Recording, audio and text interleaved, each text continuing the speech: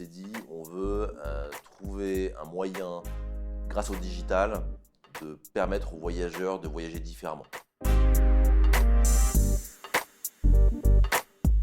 On a passé un an, en fait, c'est de comprendre comment marchait le secteur du tourisme. On s'est dit, si on enlève des intermédiaires, on va recréer l'authenticité. Le premier, c'était Madagascar, en fait, qui parlait de sa destination avec des étoiles dans les yeux. Et tout ce qu'on avait envie, quand on l'écoutait, c'était de partir en voyage avec lui. Donc, il a fallu être bon dans l'exécution, mais une fois que l'idée là a été plantée, on n'a pas dérogé. Si en tant que voyageur, vous voulez aller dans une destination, je vais vous mettre en contact avec une agence locale qui est basée dans la destination et vous allez échanger avec elle pour créer un voyage sur mesure. L'idée, c'est vraiment de créer un voyage unique grâce à l'expertise locale.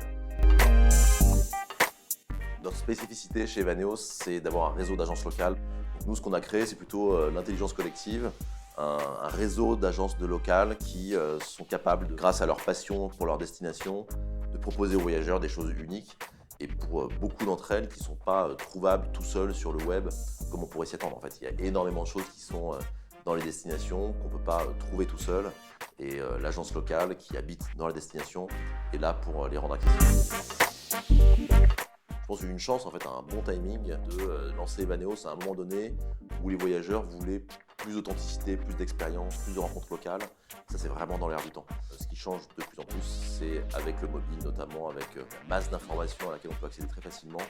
Aujourd'hui, les voyageurs veulent beaucoup plus d'instantanéité. Ils veulent réserver au dernier moment des prestations encore mieux, moins chères. Voilà, ils veulent tout optimiser vite et donc il faut être de plus en plus alerte et leur proposer une expérience qui leur va. Chez Evaneos, on a un peu une pensée utopique qui est qu'on peut contribuer à créer un monde meilleur. Peut-être pas changer le monde, comme le disent pas mal de startups, mais en tout cas à contribuer à ce qu'il soit meilleur. Alors, parce qu'on fait en interne, parce qu'on pense qu'on peut être heureux au travail, s'éclater, bien s'entendre, bosser en équipe tout en étant efficace. Donc ça, c'est ce qu'on essaie de faire. Et en plus, vis-à-vis de nos agences locales et de nos destinations, de créer un impact économique qui soit bénéfique pour la destination. Donc ça, c'est quelque chose qui nous tient vraiment à cœur et on a trouvé un modèle qui permet aux destinations de bénéficier du tourisme et de reprendre la main sur leur tourisme. C'est vrai qu'aujourd'hui, beaucoup de touristes, d'entreprises qui proposent du tourisme font un peu au détriment des destinations. Il y a un moment charnière où on était à peu près 50 personnes, aujourd'hui on est 200. Pour une entreprise comme la nôtre qui souhaite continuer à innover en permanence, le fondateur, les fondateurs, l'équipe de management ne doit pas être un goulot d'étranglement.